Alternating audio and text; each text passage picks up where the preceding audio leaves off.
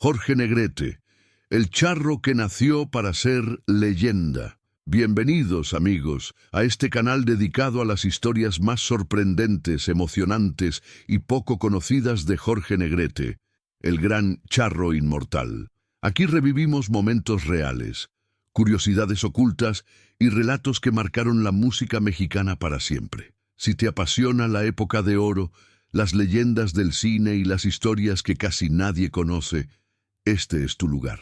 Antes de empezar, te invito a suscribirte, dejar tu me gusta y activar la campanita para que no te pierdas ninguno de nuestros videos. Tu apoyo nos ayuda muchísimo para seguir contando estas historias increíbles. Ahora sí, prepárate, porque lo que vas a escuchar hoy te va a dejar con la boca abierta. Vamos con la historia.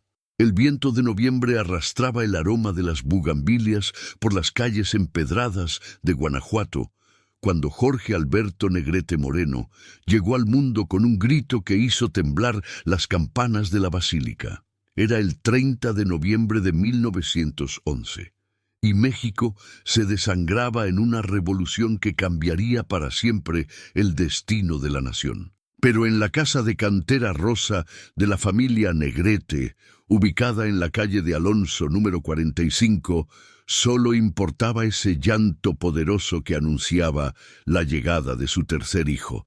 Doña Emilia Moreno de Negrete, todavía sudorosa por el parto, sostuvo al bebé entre sus brazos mientras las velas de cera parpadean en la habitación. El resplandor dorado danzaba sobre las paredes de adobe, creando sombras que parecían presagiar grandeza. Don David Negrete Contreras, militar de carrera con el bigote perfectamente encerado, observaba a su hijo con una mezcla de orgullo y preocupación. Los cañonazos lejanos de las fuerzas revolucionarias le recordaban que este niño nacía en tiempos de guerra. «Este chamaco tiene pulmones de campana», murmuró la partera, una mujer morena y robusta que había traído al mundo a media ciudad. Nunca había escuchado un llanto tan fuerte y tan afinado. Los primeros rayos del amanecer se filtraban por la ventana de madera tallada cuando Jorge finalmente guardó silencio. En el patio central de la casa, el agua de la fuente de cantera creaba una melodía constante que se mezclaría para siempre con los primeros recuerdos del futuro ídolo de México. Guanajuato, en 1911, era una ciudad de contrastes violentos. Las casas coloniales de colores vibrantes se alzaban sobre las laderas de los cerros como joyas incrustadas en la tierra rojiza, mientras que en las calles serpenteantes resonaban tanto las risas de los niños como los lamentos de las viudas de guerra. El aire olía permanentemente a copal, tortillas recién hechas y pólvora lejana. Era un México herido que buscaba su identidad entre el caos y la esperanza. Los primeros años de Jorge transcurrieron en medio de esta efervescencia social. La casa de los Negrete se había convertido en un refugio de normalidad donde la música era el único escape permitido. Don David, a pesar de sus obligaciones militares, había insistido en que todos sus hijos aprendieran a tocar algún instrumento. En las tardes de lluvia, cuando el agua golpeaba contra los tejados de barro y creaba sinfonías naturales en los callejones, la familia se reunía en la sala principal. «La música es el alma de México», les decía don David mientras afinaba su guitarra criolla. «Quien no entiende de música, no entiende de México». Jorge tenía apenas 5 años cuando descubrió que su voz era diferente. Era una tarde de abril de 1917 y la familia había decidido hacer una pequeña serenata para celebrar el cumpleaños de doña Emilia. Sus hermanos mayores, David y Consuelo, interpretaban las mañanitas con sus voces infantiles cuando Jorge, sin que nadie se lo pidiera, comenzó a cantarla también. Lo que salió de su garganta hizo que todos guardaran silencio. No era la voz aguda y temblorosa de un niño de 5 años, sino algo profundo, resonante, que parecía brotar desde el centro mismo de la tierra guanajuatense. Los vecinos se asomaron por las ventanas, atraídos por esa melodía que transformaba la canción tradicional en algo completamente nuevo. «Dios mío», susurró doña Emilia, llevándose la mano al pecho. Este niño canta como los ángeles». Don David dejó caer la guitarra y se acercó a su hijo menor. Jorge lo miraba con sus ojos oscuros, brillantes de emoción, sin comprender completamente lo que acababa de suceder. Solo sabía que al cantar, algo dentro de él se encendía como las velas de la iglesia en misa de domingo. «Cántame algo más, mijito», le pidió su padre con voz temblorosa. Jorge cerró los ojos y comenzó a entonar La Adelita, una canción que había escuchado a los soldados revolucionarios cuando pasaban por las calles de Guanajuato. Su voz infantil transformó la marcha militar en una balada desgarradora que hablaba de amor y pérdida con una madurez imposible para su edad. Esa noche, mientras Jorge dormía profundamente en su cama de hierro forjado, don David y doña Emilia hablaron hasta el amanecer sobre el futuro de su hijo. Esa voz puede llevar a nuestro Jorge muy lejos», murmuró don David, fumando su puro criollo junto a la ventana que daba al callejón. «Pero también puede traerle problemas. Los artistas en México viven en la cuerda floja». «Es muy pequeño todavía», respondió doña Emilia mientras tejía un rebozo para el invierno. «Pero tienes razón. Hay algo especial en él. Cuando canta es como si toda la casa cambiara. Hasta los pájaros del patio se quedan callados para escucharlo». Los años de la infancia de Jorge transcurrieron entre clases de música y los ecos cada vez más lejanos de la revolución. Don David había decidido que su hijo aprendiera no solo a cantar, sino también a tocar guitarra y piano. Contrató a don Aurelio Hernández, un músico viejo y sabio, que había sido director de la banda municipal antes de que la guerra lo obligara a dar clases particulares para sobrevivir. Don Aurelio era un hombre delgado como un junco, con las manos manchadas de nicotina y los ojos más tristes que Jorge había visto jamás. Llegaba todas las tardes a las 5 en punto, cuando el sol comenzaba a teñir de naranja las cúpulas de las iglesias, cargando un viejo estuche de violín y un método de solfeo tan usado que las páginas amenazaban con deshacerse. «Mira, chamaco», le decía don Aurelio, mientras acomodaba las partituras sobre el piano de cola que don David había comprado con sus ahorros militares. «Cantar bonito no es suficiente. México está lleno de gente que canta bonito. Lo que tú tienes es diferente. Tienes alma, pero el alma sin técnica es como un caballo sin riendas, poderoso, pero incontrolable». Las lecciones se extendían por horas. Jorge aprendió a leer música como otros niños aprendían a leer libros. Descubrió que su voz podía moldear las notas como un alfarero moldea el barro, dándoles formas que nunca había imaginado. Don Aurelio lo hacía repetir escalas hasta que sus cuerdas vocales dolían. Pero Jorge nunca se quejaba. Había encontrado su propósito en la vida.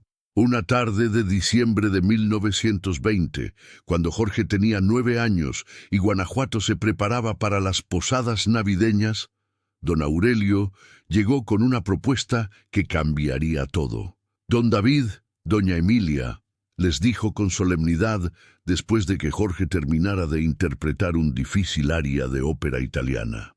«Su hijo tiene un don que se ve una vez cada generación, pero aquí en Guanajuato no puede desarrollarlo completamente.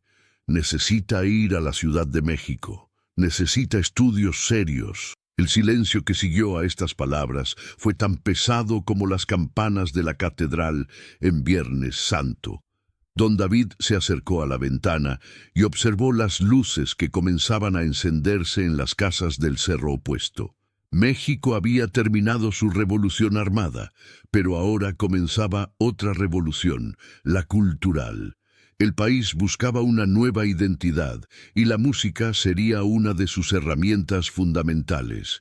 «¿Cuándo?», preguntó finalmente don David. «Cuando cumpla los 18, respondió don Aurelio. Para entonces ya habrá terminado sus estudios básicos y tendrá la voz completamente formada. La Ciudad de México necesita artistas como Jorge, y México necesita que Jorge sea más que un cantante. Necesita que sea un símbolo. Jorge, que había estado escuchando desde el umbral de la puerta, sintió cómo algo se encendía en su pecho. No entendía completamente las palabras de don Aurelio, pero intuía que su destino no estaba en las calles empedradas de Guanajuato, por mucho que las amara. Su destino estaba en algún lugar más grande, más complejo, donde su voz podría llegar a todos los rincones de México. Esa noche, acostado en su cama mientras escuchaba los grillos del patio y el murmullo lejano de las guitarras en las cantinas del centro, Jorge Negrete hizo una promesa silenciosa. Algún día, todo México conocería su voz. Algún día sería más que el niño de Guanajuato que cantaba bonito. Algún día sería leyenda. La mañana del 15 de septiembre de 1929 amaneció con el cielo despejado sobre la Ciudad de México, pero cargada de expectación en el corazón de Jorge Negrete. Habían pasado 8 años desde aquella conversación fatídica con don Aurelio, y el joven de 17 años se encontraba por primera vez en la capital de la República, con una maleta de cuero gastado, 30 pesos en el bolsillo y una carta de recomendación para el maestro José Pierson, director del Conservatorio Nacional de Música. El Distrito Federal de finales de los años 20 era un hervidero de contradicciones fascinantes. Los edificios coloniales compartían las calles con las nuevas construcciones de concreto armado que hablaban de modernidad y progreso. Los automóviles Ford Modelo T competían con los tranvías eléctricos y las carretas tiradas por mulas. En el aire se mezclaban el aroma del café tostado de los expendios con el humo negro de las fábricas que comenzaban a industrializar el país. Jorge caminaba por la avenida Madero con los ojos muy abiertos, tratando de absorber cada detalle de esa sinfonía urbana que era tan diferente al ritmo pausado de Guanajuato. Los edificios se alzaban hacia el cielo como gigantes de piedra, y las marquesinas de los teatros anunciaban espectáculos que jamás había imaginado. Óperas europeas, revista musical, variedades y los nuevos talkies cinematográficos que llegaban de Hollywood. «Discúlpeme, señor», le preguntó a un hombre elegante que vestía traje de 3 piezas y sombrero de fieltro. «¿Podría decirme cómo llegar al Conservatorio Nacional?» El hombre lo miró de arriba abajo, deteniéndose en sus zapatos de cuero sin brillo y su traje modesto pero impecablemente planchado. Jorge mantenía la espalda recta y la mirada firme, tal como le había enseñado su padre. No permitiría que la grandeza de la ciudad lo intimidara. «¿Músico?», preguntó el hombre con cierta condescendencia. «Cantante», respondió Jorge con una seguridad que lo sorprendió a él mismo. «Ah, otro más que viene a conquistar la capital», murmuró el hombre mientras señalaba hacia el norte. «5 cuadras hacia allá, joven. Y un consejo gratis. En esta ciudad los sueños son baratos, pero vivir es muy caro». Jorge asintió agradecido, pero las palabras del extraño no lograron mella en su determinación. Había venido a México no solo a estudiar música, sino a encontrar su lugar en el mundo. Don Aurelio le había enseñado que la técnica era importante, pero don David le había inculcado algo más valioso: el carácter. El Conservatorio Nacional se alzaba imponente en la calle de Moneda, un edificio neoclásico que respiraba historia y tradición musical. Jorge se detuvo frente a la entrada principal, observando a los estudiantes que entraban y salían con sus estuches de instrumentos. Había algo en el ambiente que lo electrizaba. Voces que practicaban escalas, pianos que desgranaban melodías complejas, el sonido metálico de los vientos ensayando en algún aula lejana. «¿Jorge Negrete?», preguntó una voz detrás de él. Jorge se volvió para encontrarse con un hombre de mediana edad, completamente calvo, con anteojos redondos y una sonrisa amable. Vestía un traje gris modesto pero elegante, y cargaba una carpeta llena de partituras. «Maestro Pierson», murmuró Jorge, reconociendo inmediatamente al hombre del que tanto le había hablado don Aurelio. «El mismo. Tu maestro me escribió sobre ti. Dice que tienes una voz especial».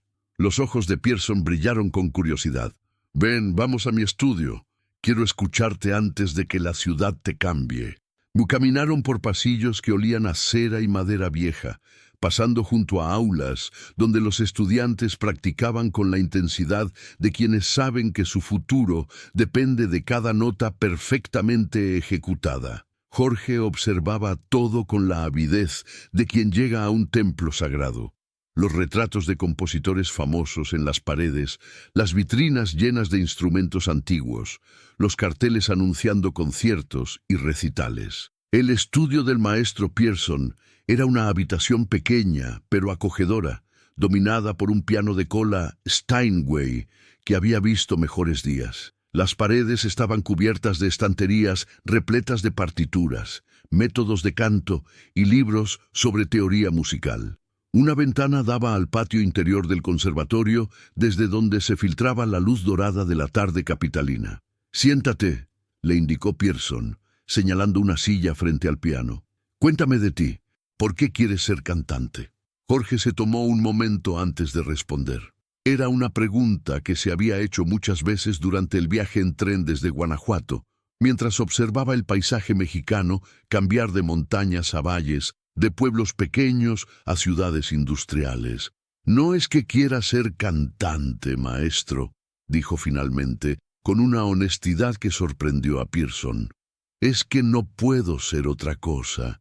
Cuando canto, siento que estoy haciendo lo que nací para hacer.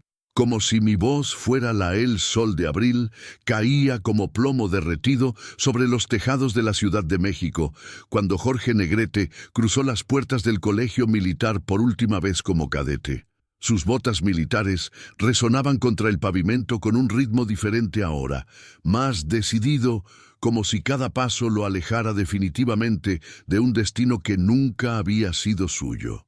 En su bolsillo interior llevaba una carta arrugada, leída tantas veces que las palabras comenzaban a difuminarse. Era de Esperanza, la muchacha de ojos verdes que había conocido en una serenata en Guanajuato, y que ahora lo esperaba en la capital con la promesa de presentarlo a gente importante del mundo del espectáculo.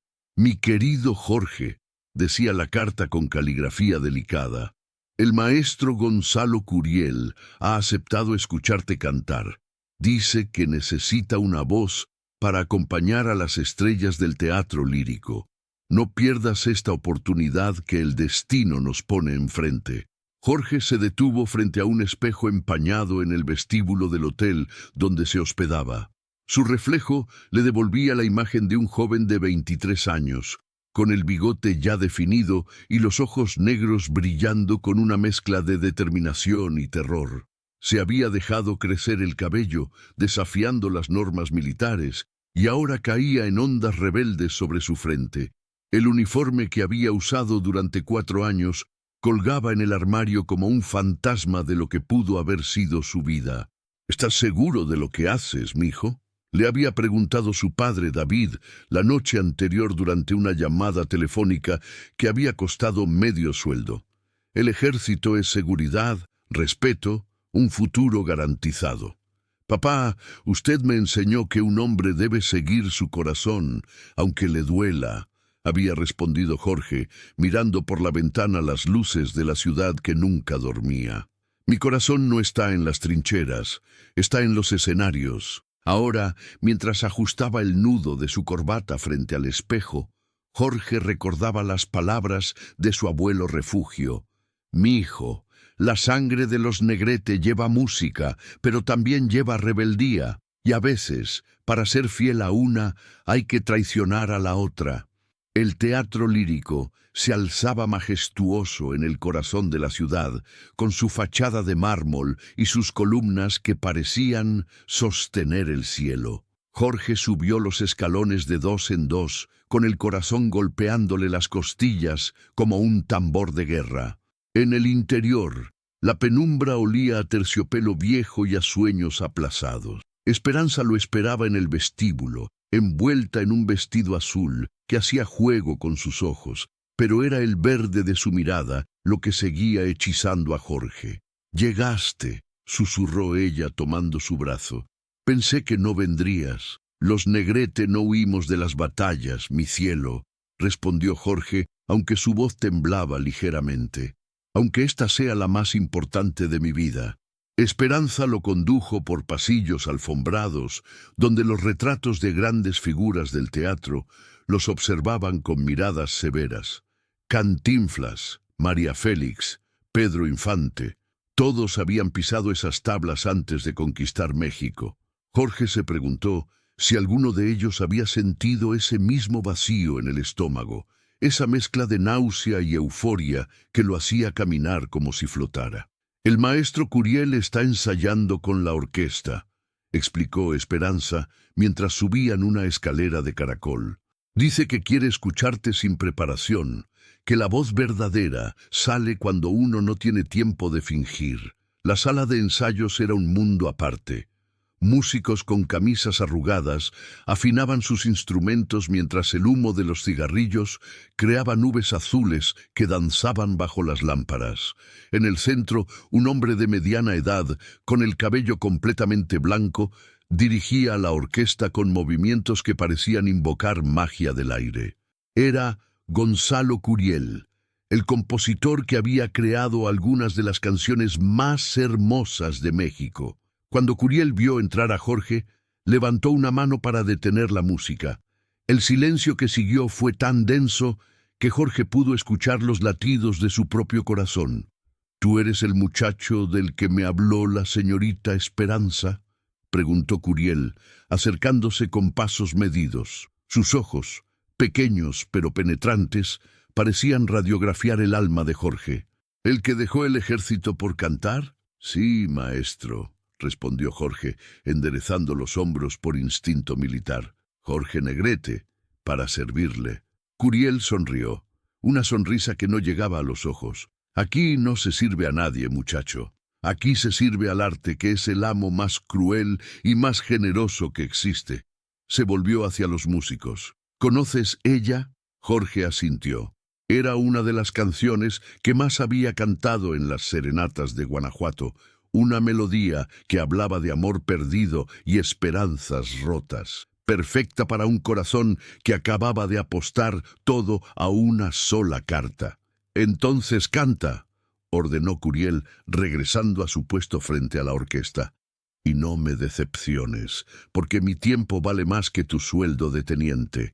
Los primeros acordes brotaron de los instrumentos como agua de un manantial. Jorge cerró los ojos y sintió que la música lo llenaba desde los pies hasta la coronilla.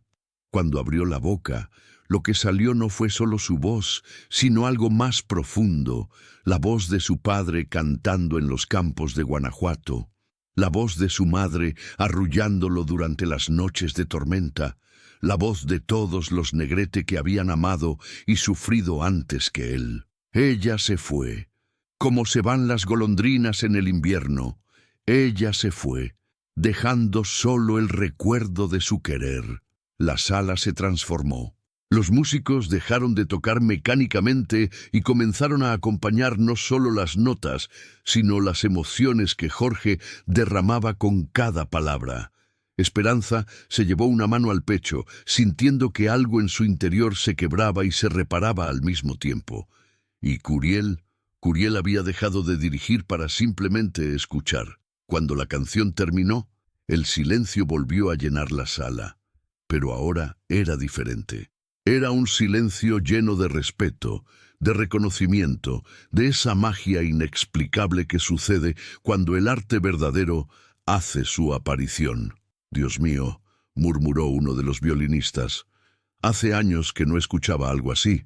Curiel se acercó lentamente a Jorge, que permanecía inmóvil en el centro de la sala, aún perdido en las emociones que acababa de liberar. «¿Cuántos años tienes, muchacho?» «23, maestro». «¿Y hace cuánto que cantas así?». Jorge pensó en su abuelo refugio, en las noches estrelladas de Guanajuato, en todas las veces que había cantado sin saber que su voz podía mover montañas. Toda la vida, maestro, pero recién ahora me atrevo a hacerlo en serio. Curiel asintió como si esa respuesta confirmara algo que ya sabía. El teatro lírico necesita un primer tenor para la temporada de verano. El sueldo no es mucho, pero es el mejor escenario de México. ¿Te interesa ganarte la vida cantando? Jorge sintió que el suelo se movía bajo sus pies. Todo por lo que había luchado, todo lo que había sacrificado, se resumía en esa pregunta. Maestro, he esperado toda mi vida para que me hagan esa pregunta. Entonces empiezas mañana, dijo Curiel extendiendo su mano. Bienvenido al infierno más hermoso del mundo, Jorge Negrete. Esa noche, Jorge y Esperanza caminaron por las calles del centro, iluminadas por faroles que parecían estrellas caídas del cielo. El aire nocturno llevaba el aroma de los tacos de canasta y el sonido lejano de los mariachis que tocaban en las cantinas. Jorge se sentía como si acabara de nacer, como si todos los años anteriores hubieran sido solo un prólogo de su verdadera vida. No puedo creerlo, decía una y otra vez, tomando la mano de Esperanza. No puedo creer que sea real. Es real, mi amor, respondió ella, deteniéndose bajo un farol para mirarlo a los ojos. Y es solo el comienzo. México entero va a conocer tu voz. Se besaron entonces, con la pasión de dos jóvenes que acababan de descubrir que los sueños podían hacerse realidad. Pero ni Jorge ni Esperanza podían imaginar que, a pocas cuadras de distancia, en una oficina del periódico El Universal, un crítico musical llamado Armando de María y Campos terminaba de escribir una reseña devastadora sobre el último espectáculo del teatro lírico. El nivel artístico de nuestros teatros, escribía con pluma furiosa, ha caído a tal punto que cualquier aficionado con buena voz cree poder conquistar los escenarios. Lo que necesitamos no son más cantantes, sino verdaderos artistas capaces de tocar el alma del pueblo mexicano. Al día siguiente, cuando Jorge llegó al teatro para su primer ensayo oficial, encontró esa reseña pegada en el tablón de anuncios del vestíbulo. La leyó 2 veces, sintiendo que cada palabra era una bofetada. Los otros artistas pasaban a su lado susurrando, algunos con sonrisas burlonas, otros con miradas de lástima. «No les hagas caso», le dijo Esperanza, arrancando el papel del tablón. «Los críticos siempre atacan a los que tienen talento». Pero Jorge ya no la escuchaba. Había visto algo más inquietante que la reseña. En una esquina del vestíbulo, un hombre mayor vestido de traje negro lo observaba con atención. Era alto y delgado, con el rostro marcado por cicatrices que hablaban de una vida dura. Cuando sus ojos se encontraron con los de Jorge, el hombre sonrió, pero no era una sonrisa amable. «¿Tú eres Negrete?», preguntó el desconocido acercándose con pasos calculados. «El nuevo fenómeno del teatro lírico». «¿Quién pregunta?», respondió Jorge, irguiéndose a su altura completa. «Me llamo Rodolfo Gaona. Soy empresario teatral». El hombre extendió una tarjeta de visita. «Y vengo a hacerte una propuesta que va a cambiar tu vida». Jorge miró la tarjeta. Estaba impresa en papel caro, con letras doradas que decían «Gaona Producciones, espectáculos de primera clase». Pero había algo en los ojos de Gaona que lo hacía sentir incómodo, como si estuviera mirando a una serpiente a punto de atacar. «¿Qué tipo de propuesta?», preguntó, guardando la tarjeta sin comprometerse a nada.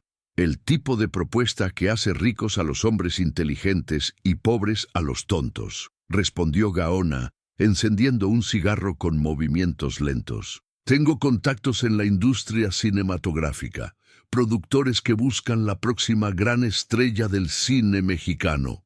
Tu voz y tu presencia podrían valer una fortuna, si sabes manejar tu carrera correctamente». Esperanza tomó el brazo de Jorge, sintiendo instintivamente que ese hombre representaba peligro. «Jorge acaba de empezar en el teatro. No creo que sea el momento de pensar en el cine». Gaona la miró con una sonrisa que helaba la sangre. Señorita, en este negocio el momento perfecto nunca llega. Se toma cuando aparece o se pierde para siempre. Se volvió hacia Jorge. Piénsalo bien, muchacho.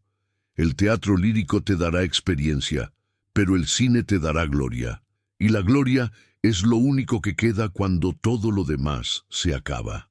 Dicho esto, Gaona se alejó dejando tras de sí una estela de humo de cigarro y una sensación de inquietud que Jorge no pudo quitarse de encima durante todo el día.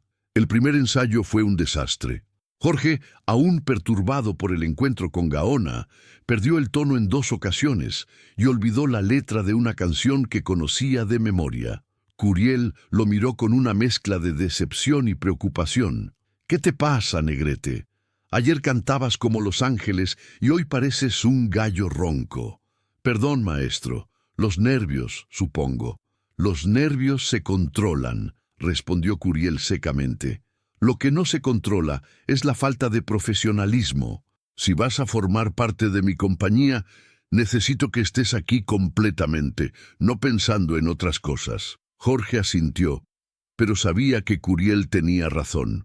Su mente no podía concentrarse en las canciones porque seguía escuchando las palabras de Gaona. «El cine te dará gloria». ¿Era eso lo que realmente quería? ¿Gloria? ¿O simplemente quería cantar? Esa noche, en su cuarto de hotel, Jorge escribió una carta a su padre. «Querido papá, he comenzado mi carrera artística en el teatro más importante de México. El camino es más difícil de lo que imaginaba, pero mi voz suena más fuerte cada día. A veces pienso que dejé el ejército por algo más peligroso que la guerra, la lucha por hacer realidad un sueño. Pero no me arrepiento. Un negrete no retrocede jamás». Su hijo que lo ama, Jorge. No mencionó a Gaona, ni la propuesta del cine, ni los miedos que lo desvelaban cada noche. Algunas batallas, pensó mientras doblaba la carta, tenían que pelearse en soledad. Al día siguiente, durante el segundo ensayo, algo cambió. Jorge llegó temprano, revisó sus partituras y se concentró únicamente en la música. Cuando la brisa nocturna de septiembre arrastraba el perfume de los jazmines por los jardines de Coyoacán, cuando Jorge Negrete se detuvo frente al espejo de su camerino en los estudios de la XCW. Sus manos temblaban ligeramente mientras se ajustaba el nudo de la corbata, no por nervios, sino por la rabia contenida que había estado creciendo en su pecho durante semanas. «¿Estás listo, Jorge?», preguntó don Emilio Azcárraga desde el umbral, su figura imponente proyectando una sombra que parecía devorar la luz dorada del camerino. Jorge se volvió lentamente, sus ojos negros brillando con una intensidad que había aprendido a controlar, pero nunca a suprimir completamente. «Siempre estoy listo, don Emilio. La pregunta es, ¿está usted dispuesto a cumplir lo que prometió?». El magnate de la radio entró al camerino cerrando la puerta tras de sí. Era un hombre que había construido un imperio vendiendo sueños, pero Jorge había comenzado a darse cuenta de que también los compraba a precios muy específicos. «Mira, muchacho». Azcárraga se acercó hasta quedar a pocos pasos de él. «La fama es como un caballo salvaje. Si lo montas demasiado fuerte, te tira. Si eres demasiado suave, te pisotea. Tú has demostrado que puedes montarlo, pero ahora necesitas aprender a domarlo completamente». Jorge sintió como las palabras de su padre resonaban en su memoria. «La dignidad no se negocia, hijo. Se defiende o se pierde para siempre». Pero aquí estaba, en el corazón pulsante del espectáculo mexicano, donde la dignidad parecía ser una moneda más en el juego del poder. «¿Qué quiere que haga exactamente?», preguntó Jorge, aunque ya intuía la respuesta. Azcárraga sonrió, pero fue una sonrisa fría, calculadora. «Quiero que te olvides de esa muchacha. María Félix no es para ti, Jorge. Es demasiado complicada, demasiado independiente. Necesitas a alguien que complemente tu imagen, no que compita con ella». Jorge sintió cómo el aire se escapaba de sus pulmones. María Félix había entrado en su vida como un huracán de belleza y desafío. despertando en él sensaciones que creía haber enterrado junto con sus sueños militares. Durante las últimas semanas, sus encuentros clandestinos se habían vuelto el único refugio auténtico en medio del circo de luces y aplausos que se había vuelto su existencia. Don Emilio, con todo respeto, mi vida personal, tu vida personal es mi negocio cuando afecta mi inversión. La voz de Azcárraga se elevó como el rugido de un león enjaulado. ¿Crees que esto es un juego? He puesto millones en ti. Millones. Y esa mujer es veneno puro. Te va a destruir antes de que puedas siquiera tocar tu verdadero potencial. Jorge se irguió, y por un momento, la postura militar que había cultivado durante años se manifestó en cada línea de su cuerpo. Nadie va a destruirme, don Emilio, y menos aún va a decidir por mí con quién debo o no debo estar. El silencio que siguió fue denso, cargado de amenazas no pronunciadas y lealtades puestas a prueba. Azcárraga estudió el rostro de Jorge durante largos segundos, como si estuviera evaluando las cartas en su mano. «Muy bien», dijo finalmente, su voz recuperando esa calma peligrosa que lo había convertido en el hombre más temido del entretenimiento mexicano. «Pero recuerda esto, muchacho, en este negocio, o juegas con mis reglas o simplemente no juegas». Cuando Azcárraga salió del camerino, Jorge se dejó caer en la silla frente al espejo. Su reflejo le devolvió la mirada de un hombre dividido entre el sueño que había construido y el precio que le estaban cobrando por él. 3 horas después, la voz de Jorge llenaba el Teatro Iris como miel derramándose sobre terciopelo. El público, una masa palpitante de admiración y deseo, colgaba de cada nota que brotaba de su garganta. Pero entre las luces del escenario, Jorge buscaba desesperadamente un rostro familiar.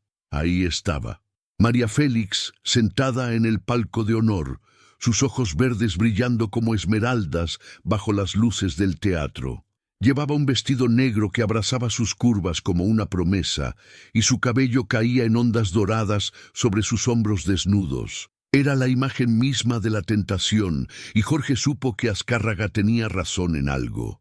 Ella era peligrosa, pero no de la manera que él creía. Al terminar la última canción, Jorge bajó del escenario entre una lluvia de aplausos y gritos de «¡Otra! ¡Otra!». Pero su mente ya estaba en el encuentro que sabía lo esperaba en el café de la esquina, donde María y él habían comenzado a tejer una historia que desafiaba todas las reglas del juego al que ambos habían decidido jugar. El café La Habana era un refugio de bohemios y soñadores en el corazón de la ciudad. Las paredes, manchadas por décadas de humo de cigarrillo y conversaciones apasionadas, guardaban secretos de amores prohibidos y revoluciones susurradas. Jorge llegó primero, ordenó 2 cafés cargados y se sentó en la mesa del rincón, aquella que les había dado la intimidad necesaria para conocerse más allá de las máscaras que el espectáculo les exigía portar. María entró como siempre lo hacía, transformando el espacio a su alrededor. Los murmullos cesaron, las conversaciones se pausaron, los ojos la siguieron hasta que tomó asiento frente a Jorge. Pero esta noche había algo diferente en su mirada, una dureza que él no había visto antes. «¿Te diviertes jugando al charro enamorado?», preguntó ella sin preámbulos, encendiendo un cigarrillo con gestos precisos y elegantes. Jorge sintió como si le hubieran arrojado agua helada. «¿De qué hablas, María?». «Hablo de que sé perfectamente lo que Azcárraga te dijo esta noche. Hablo de que sé que tienes que elegir entre tu carrera y esto». Hizo un gesto que los abarcaba a ambos. Jorge se inclinó hacia adelante, su voz apenas un susurro intenso. «¿Cómo sabes eso?». María soltó una risa amarga, exhalando el humo del cigarrillo como si fuera el aliento de un dragón. «Querido Jorge, ¿realmente crees que en este medio algo permanece en secreto? Azcárraga y yo tenemos historia, y él nunca ha sido sutil con sus amenazas». La revelación golpeó a Jorge como un puñetazo en el estómago. Durante semanas había creído que lo que había entre ellos era puro, auténtico, alejado de las maquinaciones del mundo del espectáculo. ¿Qué tipo de historia?, preguntó, aunque parte de él temía la respuesta.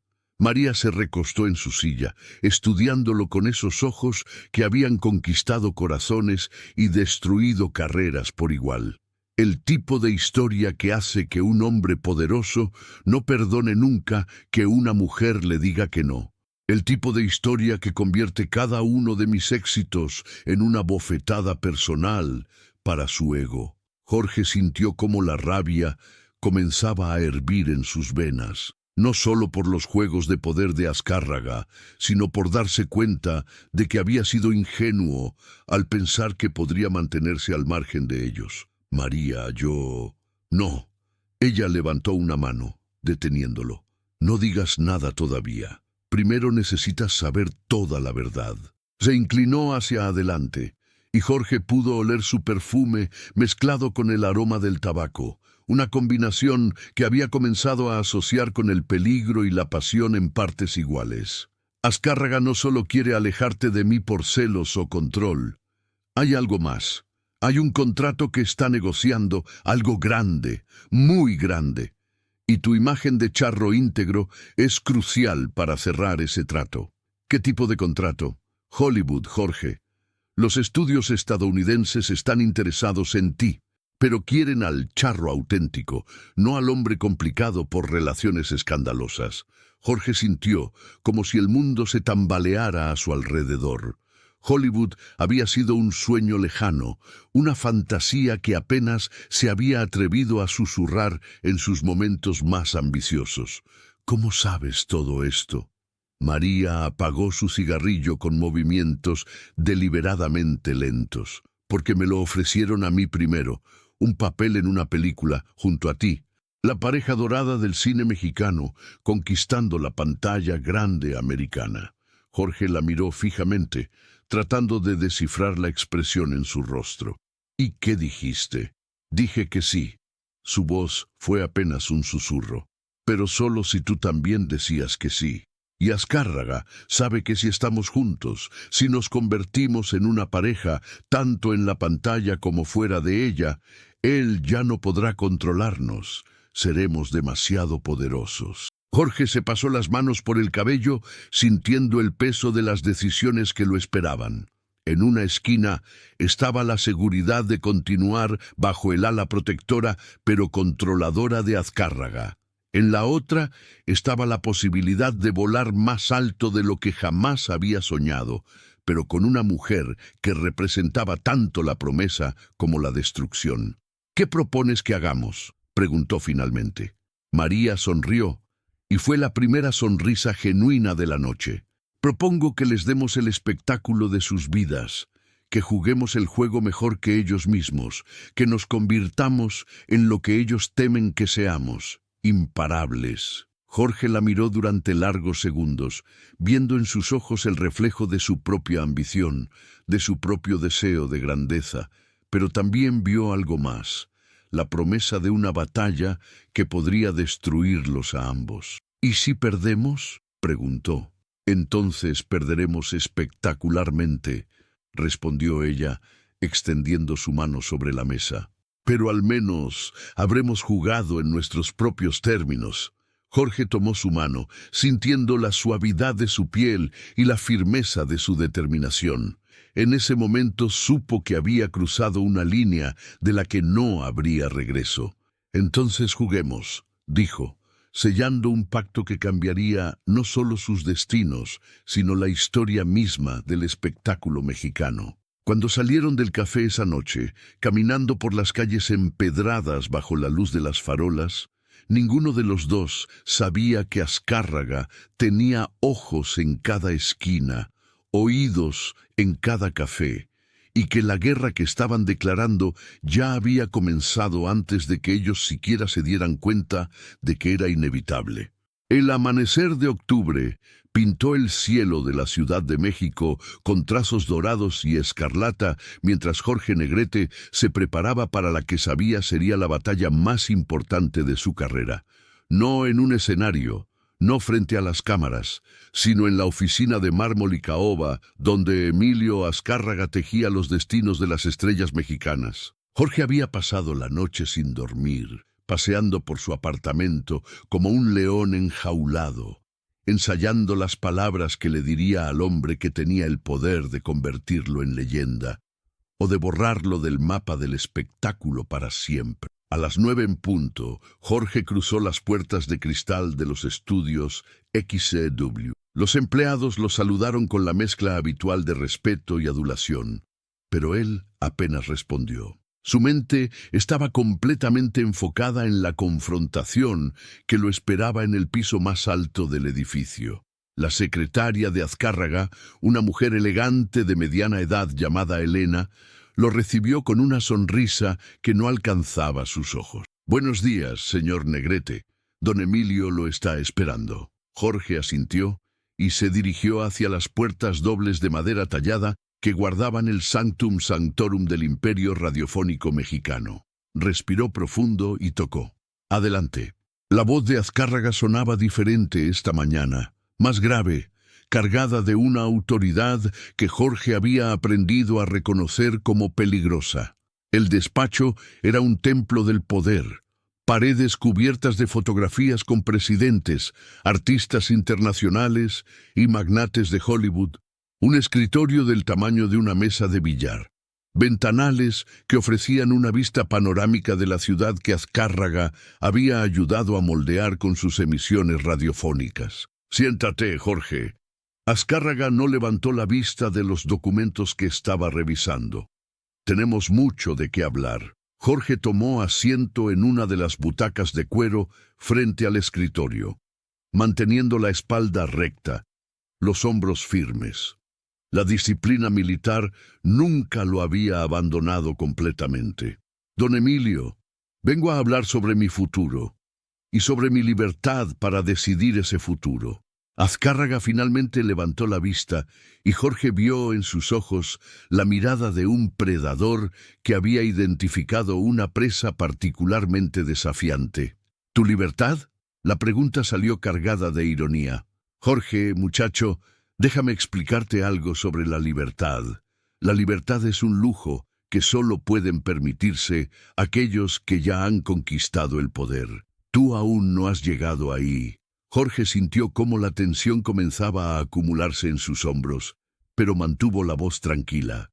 «He cumplido cada compromiso que el alba del 15 de noviembre de 1953 se alzó sobre la Ciudad de México con un cielo plomizo que parecía presagiar desgracias». Jorge Negrete despertó en su casa de las Lomas con una opresión en el pecho que no había sentido desde los días más oscuros de su juventud. El espejo del baño le devolvió la imagen de un hombre que había envejecido una década en los últimos meses. Las ojeras violáceas, los pómulos hundidos, el bigote que ya no lucía con la misma gallardía de antaño. «¿Qué me pasa, Dios mío?», murmuró mientras se enjuagaba el rostro con agua fría.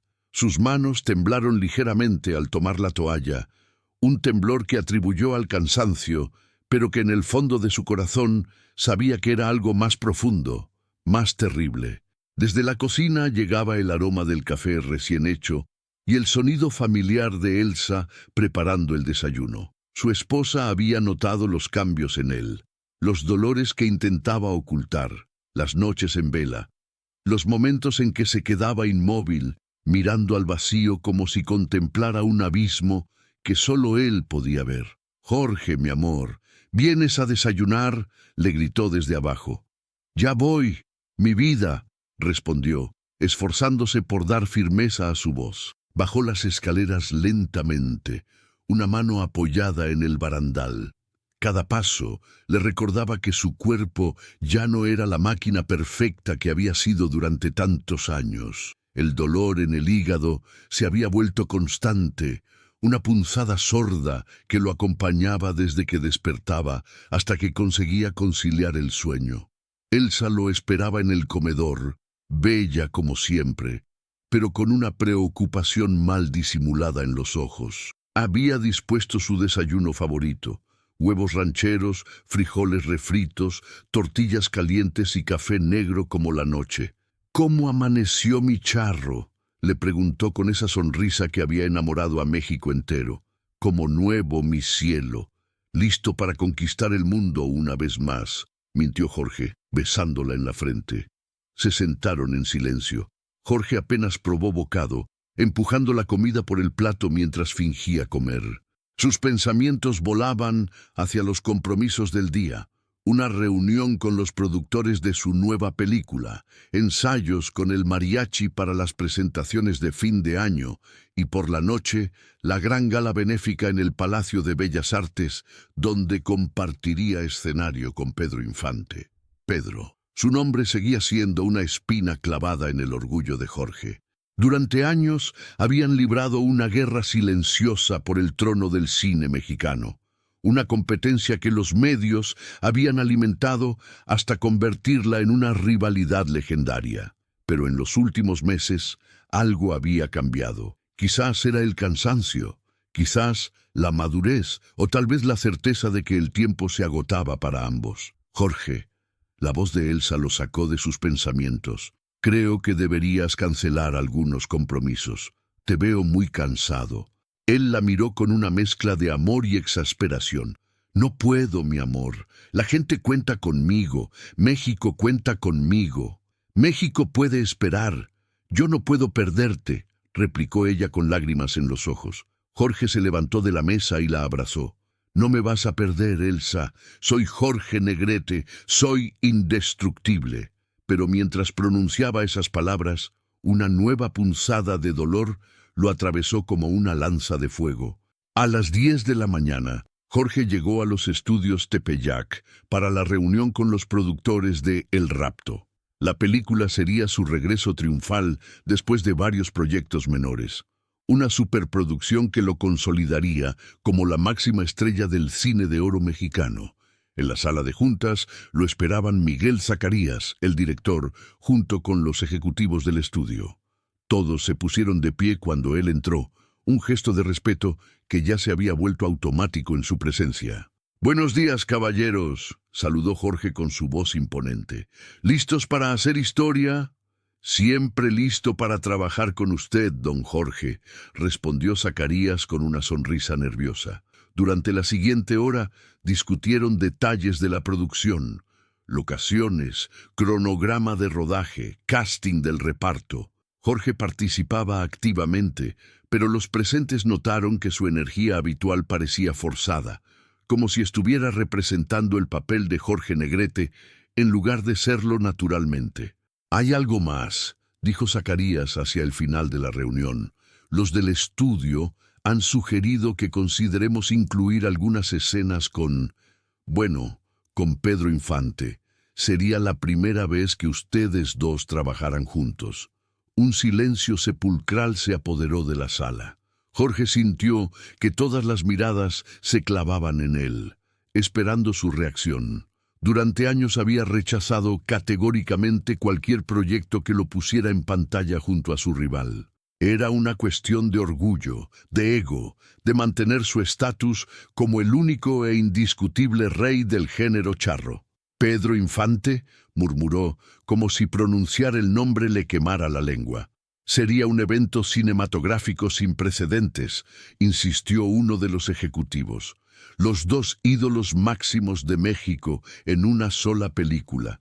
Las taquillas se volverían locas». Jorge se quedó pensativo durante varios minutos que se sintieron como horas. En su mente se arremolinaban recuerdos. Los inicios, cuando ambos luchaban por hacerse un lugar en el cine, las comparaciones constantes de la prensa, las rivalidades artificiales que habían acabado por volverse reales, el respeto mutuo que nunca habían podido expresar públicamente.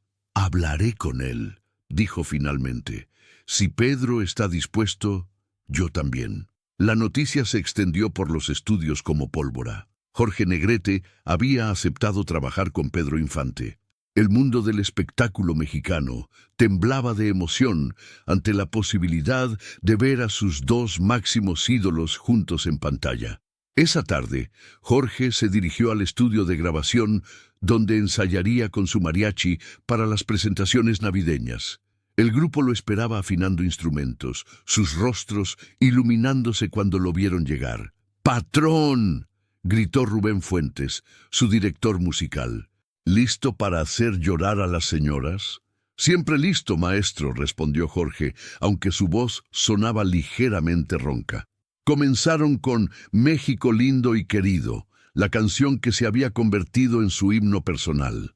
Pero cuando Jorge abrió la boca para cantar, lo que salió no fue la voz de barítono potente que había conquistado al continente, sino un sonido áspero, quebrado, que apenas lograba sostenerse en las notas más altas. Los músicos se miraron entre sí, confundidos. Jorge se detuvo, tosió varias veces y pidió agua. «Disculpen, creo que estoy un poco resfriado», mintió. Intentaron de nuevo, esta vez con ella, pero el resultado fue aún peor. La voz de Jorge se quebraba en los agudos, perdía potencia en los graves y temblaba de una manera que nunca antes había ocurrido. «Patrón», se acercó Rubén con preocupación, «¿se encuentra bien?» Jorge lo miró con ojos que de repente parecían los de un hombre asustado, vulnerable, muy diferente del ídolo invencible que todos conocían. «No lo sé, Rubén. Honestamente, no lo sé». El ensayo se suspendió. Jorge salió del estudio en silencio, dejando atrás a un grupo de músicos preocupados que por primera vez en sus vidas habían visto a su ídolo mostrar debilidad. La noche llegó con la promesa de la gran gala en Bellas Artes. Jorge se vistió con su traje de charro más elegante, negro con botonadura de plata, sombrero de ala ancha, botas brillantes que reflejaban las luces de su camerino. Elsa lo ayudó a ajustarse la corbata de moño, sus dedos temblando ligeramente mientras trabajaba. «Estás hermoso, mi amor», le susurró al oído. «Y tú estás radiante como siempre», respondió él, besando sus manos. El Palacio de Bellas Artes estaba repleto. La élite de la sociedad mexicana había acudido a la cita.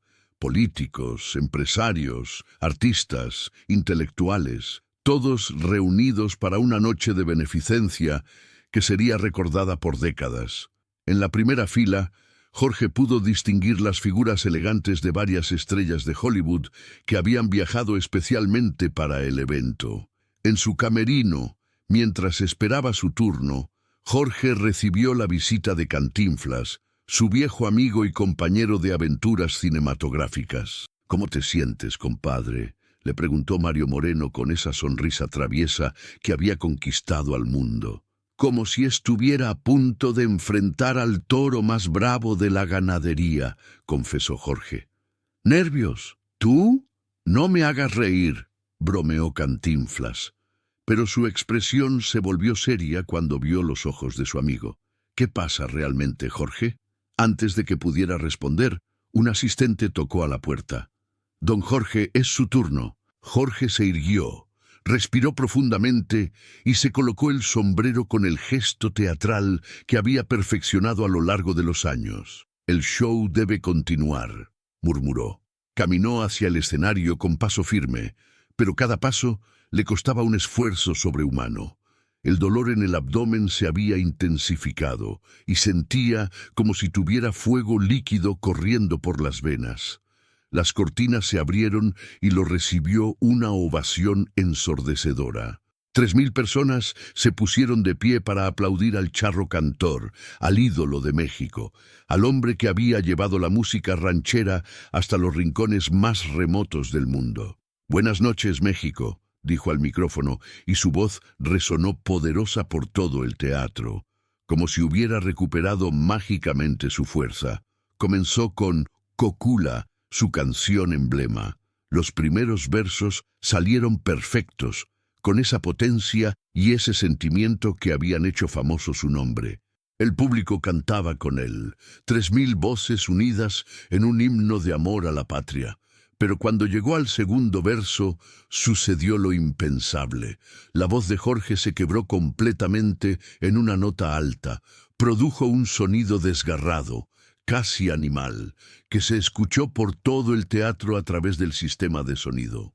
El silencio que siguió fue más ensordecedor que los aplausos. Jorge se llevó la mano al pecho, pálido como un fantasma, mientras trataba de recuperar la compostura.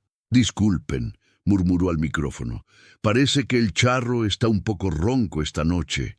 Intentó bromear, pero en el público comenzaron a escucharse murmullos de preocupación.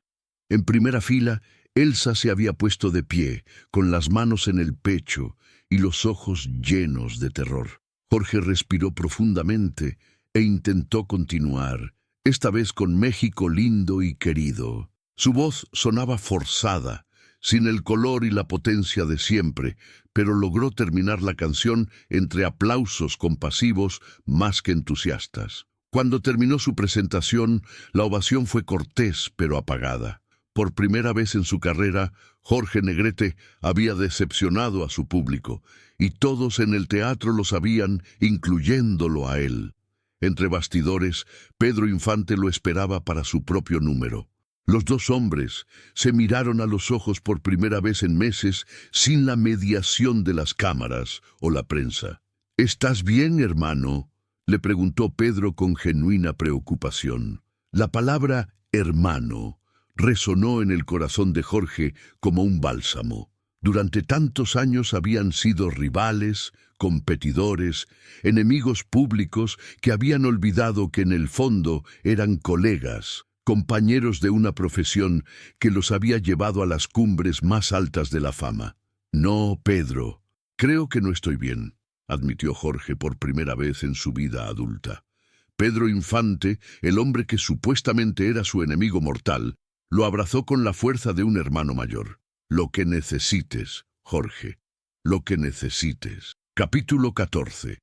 El rugido del león herido. Los días siguientes al fiasco en Bellas Artes se convirtieron en un calvario para Jorge Negrete.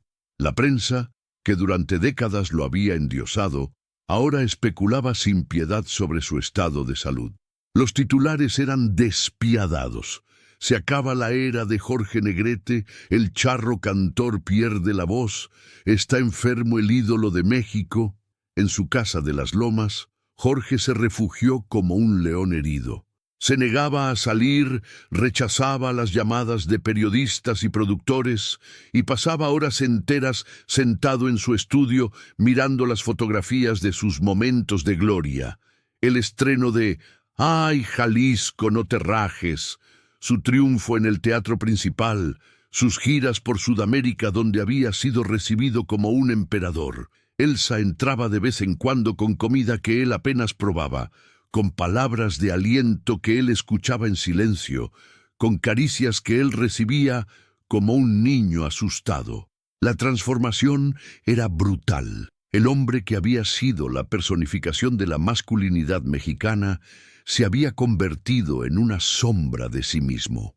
El 20 de noviembre, mientras México celebraba el aniversario de la Revolución, Jorge recibió una llamada que cambiaría el curso de sus ulteleco del último acorde.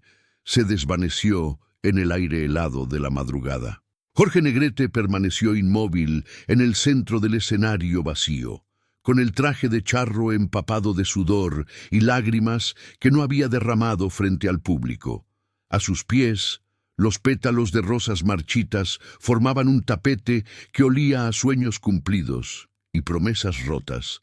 «Maestro». La voz temblorosa de Paco, su guitarrista más fiel, rompió el silencio sagrado que siguió a la ovación más larga de su carrera. «¿Se encuentra bien?». Jorge alzó la mirada hacia las luces que comenzaban a apagarse una por una, como estrellas que mueren al amanecer. Sus ojos, que habían brillado con la pasión de 1000 canciones, ahora reflejaban el peso de 30 años construyendo una leyenda que amenazaba con devorarlo.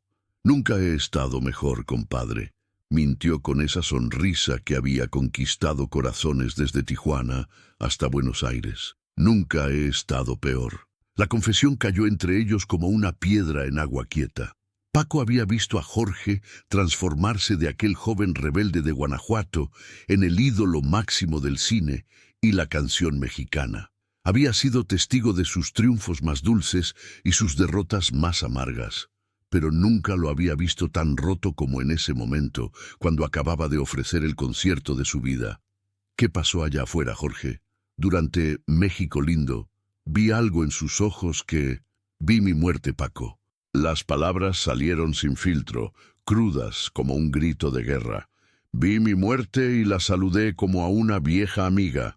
El Teatro de Bellas Artes se llenó de un silencio que pesaba más que el mármol de sus columnas. Jorge se quitó lentamente el sombrero de charro, ese que había usado en más de 50 películas, y lo dejó caer al suelo. ¿Sabe lo que es vivir para ser una mentira hermosa? ¿Sabe lo que es despertar cada día sabiendo que miles de personas aman a alguien que no existe? Paco se acercó, sus botas resonando en la madera del escenario como pasos hacia un funeral. Usted es el hombre más real que conozco, maestro. Su voz, su corazón. Mi voz es lo único real que me queda. Jorge se llevó la mano al pecho, donde el dolor que había estado ignorando por meses ahora latía como un tambor de guerra. El resto es puro teatro. La puerta del camerino se abrió y apareció María, su secretaria y confidente, con los ojos rojos de llorar. Detrás de ella venía Rodolfo, su hermano menor, que había llegado desde Guanajuato con la urgencia pintada en el rostro. «Jorge, tenemos que hablar», dijo Rodolfo, y en su voz había ecos de aquellos días cuando corrían por los campos de Silao persiguiendo mariposas y sueños imposibles. Llegó un telegrama de casa. «Mamá está muriendo». Jorge completó la frase sin voltear. «Lo sé. Lo he sabido desde que pisé este escenario. Se me apareció, ¿sabes? Durante la canción. Estaba ahí, en la primera fila, con ese vestido azul que usaba los domingos. Me sonrió y me dijo adiós con los labios. Las lágrimas, que había contenido por décadas, finalmente encontraron su camino. Jorge Negrete, el charro de México, el rey de la canción ranchera, el hombre que nunca había mostrado debilidad en público, se quebró como un cristal en manos del destino. «No pude estar con papá cuando se fue», sollozó contra el hombro de su hermano. «Estaba filmando en Los Ángeles, construyendo esta maldita fama, y ahora ella...» «Todavía hay tiempo», susurró Rodolfo. «El doctor dice que puede aguantar unos días más. Está esperándote». Jorge se separó y limpió su rostro con el dorso de la mano. En ese gesto simple había toda la dignidad de un hombre que había aprendido a llevar su dolor como otros llevan condecoraciones. ¿Y qué le voy a decir? ¿Que su hijo se convirtió en todo lo que ella temía? ¿Que el niño que cantaba para ella en la cocina ahora canta para desconocidos que pagan por escuchar mentiras? María se acercó con una carta arrugada en las manos. «Esto llegó hace una semana. Es de ella». Jorge reconoció inmediatamente la letra temblorosa de su madre, esa caligrafía que había decorado las cartas dominicales de toda su vida adulta. Con manos que temblaron por primera vez desde que empuñó un micrófono, desdobló el papel amarillento. «Hijo mío, mi charro hermoso, he visto todas tus películas, he escuchado todas tus canciones. La gente del pueblo viene a preguntarme cómo es posible que mi Jorge tenga una voz tan triste cuando canta de amor y una mirada tan sola cuando sonríe para las cámaras. Yo les digo que es porque tienes el corazón muy grande, tan grande que no cabe en tu pecho y se derrama en cada nota. No te preocupes por mí, mi niño. Me voy contenta porque te voy a estar esperando del otro lado, y cuando llegues, te voy a cantar esas canciones de cuna que tanto te gustaban. Tu mamá que te ama más que a su propia vida, Emilia». El silencio que siguió fue interrumpido por el sonido de Jorge rasgando su contrato para las siguientes 3 películas. Los papeles volaron como confeti amargo, y cada pedazo que tocó el suelo fue una cadena rota, una prisión dorada menos. «Se acabó», declaró con una voz que había recuperado su poder, pero ahora lo usaba para liberarse. «Se acabó el teatro. Me voy a casa». «Jorge», María intentó detenerlo, «tienes compromisos, contratos que se jodan los contratos». Las palabras salieron con la fuerza de un río que rompe su dique. Mi madre se muere y yo no voy a fallarle otra vez por complacer a productores que solo ven pesos en mis pulmones. Paco sonrió por primera vez en meses. ¿Quiere que lo acompañe a casa, maestro? Jorge se volvió hacia él y en su mirada había algo nuevo: libertad. Dolorosa, aterrorizante, pero real, como el aire de Guanajuato que tanto extrañaba. No, compadre, este viaje tengo que hacerlo solo, pero tú sigue tocando esa guitarra, sigue haciendo música verdadera, no dejes que te conviertan en lo que me convertí. Mientras se dirigía hacia la salida, Jorge se detuvo una última vez frente al espejo de cuerpo completo que había reflejado a tantos charros de película. Pero el hombre que le devolvió la mirada ya no era una mentira hermosa. Era Jorge Alberto Moreno Negrete, el hijo de Emilia y David, el niño de Guanajuato que había perdido su camino en las luces de Hollywood y ahora, finalmente, había decidido encontrar el camino de regreso a casa. «Adiós, Jorge Negrete», le susurró a su reflejo. «Gracias por todo, pero ahora me necesito más a mí». La puerta se cerró detrás de él con el sonido final de una era que terminaba y otra que, tal vez, apenas comenzaba. Capítulo 18. El camino de regreso. El tren que llevaba a Jorge de vuelta a Guanajuato atravesaba el paisaje mexicano como una serpiente de acero cortando por memorias enterradas. Había rechazado el avión privado, el automóvil de lujo, todos los privilegios que su fama le otorgaba. Necesitaba tiempo para pensar, para recordar quién había sido antes de convertirse en lo que el mundo esperaba que fuera. En el compartimento de primera clase, pero viajando solo por primera vez en años, Jorge miraba por la ventanilla cómo pasaban los campos de agave, los pequeños pueblos donde las mujeres colgaban ropa al sol y los niños corrían descalzos persiguiendo pelotas de trapo. Todo le recordaba a su infancia, a esos días cuando el mundo era pequeño y las mentiras no existían. «Disculpe, ¿no es usted Jorge Negrete?». Una voz tímida lo sacó de sus pensamientos. Una joven campesina con su bebé en brazos lo miraba con los ojos brillantes de emoción y desconfianza a partes iguales. Jorge sintió el impulso inmediato de ponerse la máscara, de sonreír y firmar autógrafos como había hecho miles de veces. Pero algo en la mirada honesta de la mujer lo detuvo. «Soy Jorge», respondió simplemente, sin los adornos de la fama. «¿Cómo se llama usted, señora?» «Socorro, señor. Socorro Hernández». Se ruborizó como si hubiera confesado un secreto. «Mi esposo dice que soy tonta, pero sus canciones me han acompañado en las noches más difíciles». El bebé comenzó a llorar, y Socorro lo meció con movimientos naturales, cantando en voz baja una melodía que Jorge reconoció como El Jinete, su propia composición transformada en canción de cuna en la voz de una madre que probablemente nunca había pisado un teatro. «¿Puedo?». Jorge extendió los brazos hacia el niño. Socorro vaciló un momento, pero algo en la expresión del cantante la tranquilizó. Jorge tomó al bebé con la delicadeza de quien ha cargado pocas veces algo tan preciado. «¿Cómo se llama?» «David, como mi abuelo». Socorro sonrió con orgullo maternal. «Nació hace 3 meses. Su papá trabaja en los campos de caña, desde antes del amanecer hasta después del atardecer. Yo le canto para que no se sienta solo». Jorge miró al pequeño David, que había dejado de llorar y ahora lo observaba con esa curiosidad pura que solo tienen los bebés. En esos ojos vio algo que había perdido años atrás, la capacidad de ver sin juzgar, de amar sin condiciones. «¿Sabe una cosa, Socorro? Yo también me llamo David, es mi segundo nombre, Jorge Alberto David Moreno Negrete». Sonrió, pero esta vez la sonrisa no era para las cámaras. Había olvidado ese detalle. «¿En serio?». Socorro se inclinó hacia adelante, fascinada. «Entonces, ¿usted también es David?». «Sí, también soy David». El tren se detuvo en una estación pequeña donde vendedores ambulantes ofrecían frutas, dulces y agua fresca.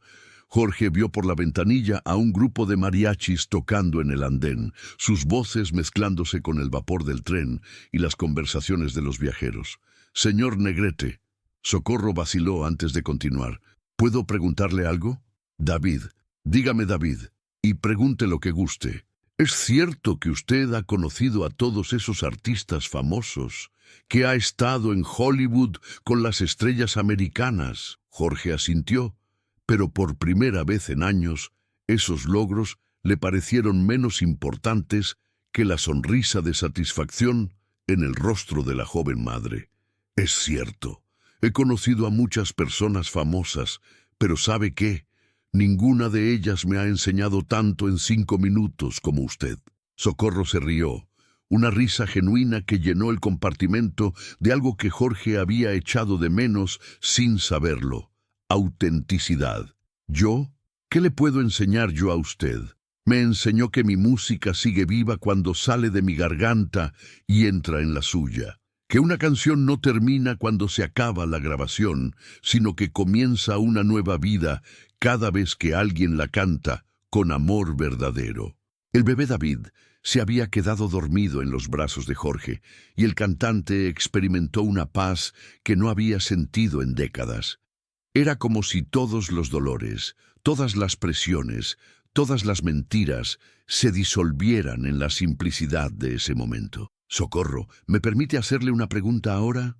Por supuesto, señor. David, ¿qué espera usted de la vida? Para usted, para su hijo, para su familia. Socorro miró por la ventanilla hacia los campos que se extendían hasta el horizonte, donde su esposo probablemente seguía trabajando bajo el sol implacable. No esperamos mucho, la verdad.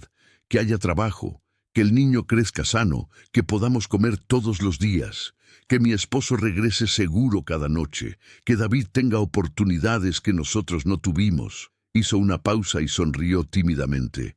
Y que siga habiendo música en el mundo, porque sin música, sin sus canciones, la vida sería muy triste. Jorge sintió como si le hubieran dado una bofetada gentil que lo despertara de un sueño de 30 años.